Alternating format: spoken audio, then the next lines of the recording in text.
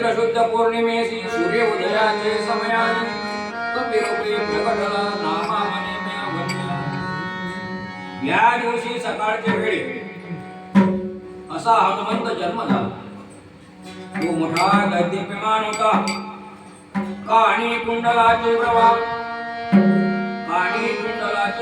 चंद्र सूर्य तैसी प्रभा। त्याने काय केले? राष्ट्र धर्मावर बुद्धी निश्चय केला म्हणून ब्रह्मचर्य व्रत धारण केले। हे त्याचे उत्तम बीज आहे। आयुष्य वर्धमान व्हायला ब्रह्मचर्य व्रत राखता आले पाहिजे। त्याने 30 ते 40 वर्ष जगता येईल। विषय हा लवकर मरण यायला कारण आहे। विषया वाचून रोग होतच नाही। आताचे पोरे व मुली असे अल्पायुष्य होत आहेत। शरीरात ताकद असली तर संसार 2 दिवस अधिक करता येईल। संसार आधीच वाईट काढलेला आहे। रोग होतात, संतती राहत नाही, होतही नाही। हे विषय अति घेतल्याने हे सर्व होते। अचित खोटे चालीवरे रोग भोगाचे अंतरे रसनानावरे कामने धुमवाय येथे न घाले आण। भोगाने रोग होतो आणि खाण्याने अजीर्ण होते। हे शरीर बिघडविणे आहे। युक्त आहार व्यारश्च युक्त चेष्टाय कर्मसु युक्त स्वप्नां बुधश्च योगो भवते दुःखः। आहार पचेल असाच घेतला पाहिजे म्हणजे रक्त चांगलं राहते, रोग दूर राहतो। काम क्रोध विषय झोप व स्वप्न थोडे पाहिजे म्हणजे शरीर उत्तम राहते। म्हणून हनुमंताने या हेतूने ब्रह्मचर्य व्रत धारण केले। लोक संततीच्या आशेने पुष्कळ बायका करतात, परंतु गर्भात पुत्र घालणे हे त्या देवाच्या हाती, दोघांच्याही हाती नाही। दोघांच्या अंगी भरपूर ताकद असली तर गर्भ राहतो। सरकी गहू फुटके दाणे पेरले तर निश्चित काय चिकटपणा त्या बीजात पाहिजे। अंजनीने एकच पुत्र केला। 50 बकऱ्यासारखे पुरे करून काय कामाचे? एकच पुत्र पण अंजनीचे पुरासारखा तयार करावा। पुरे पुत्र एकाची माया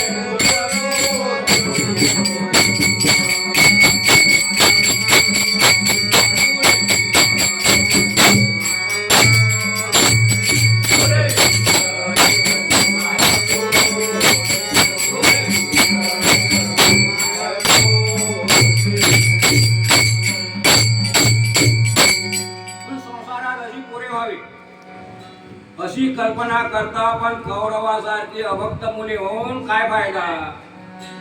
तिथी कशाला करायचे? तिथी कशाला करायचे तर त्यांचे अनुकरण करण्याकरता तिथी करावी लागते। महत्वाला गेलेल्या पुरुषाचे वर्णन पुराणात आहे, तसे त्यांचे कुळ मोठे होते। पण हा एकटाच ब्रह्मचारी राहिला। तो कोणत्याही अन्य देवाला मानणारा नव्हता। ही त्याची निष्ठा होती। ब्रह्म भूला लोका पुनरावर्तिनो अर्जुन मामुपेतु कौन्तेय पुनर्जन्मना विद्यते। पण या सगळ्या देवांना तो मानिना। बालपणापासून काय करीत होता? तो अरण्यात बसून शालिग्राम पूजणारे, मोठे गंध लावणारे वगैरे ऋषी मुनी होते, खोटे होते. त्यांचे पुराणा समुद्रात बुडून टाकी. दररोज त्या पाखांड्याचा असा फजिता करी. हत्या वगैरे तो मानित नव्हता, मानेच ना, प्रतिमेला मानिना. म्हणून त्याने काय केले, जाऊन पाहता केले देवीचे अवघड.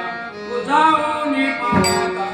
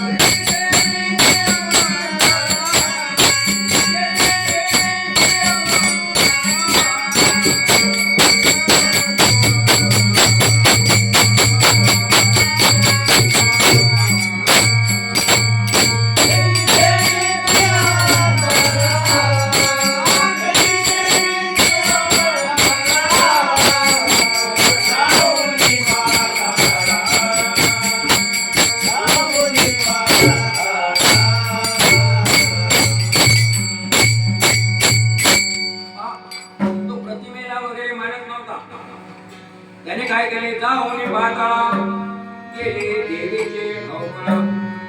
पाताळातील देवी असे त्याने फोडली.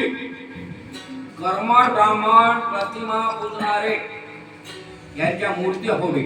तो त्या ब्राह्मणाला माहित होता, असा क्षत्रिय तो होता, तो मराठाच होता. तो वाट पाहत होता की अध्यात्मिक गुरु मला केव्हा मिळेल. असे खोटे गुरु आचरण करणारे, दाखविणारे, प्रतिमा पूजणारे, अनेक साधने करणारे त्याला नको होते. तर जो आत्मा दाखवील तोच गुरु पाहत होता, शोधत होता. बाकीच्यात काही नाही हे तो जाणत होता. यात काही नाही.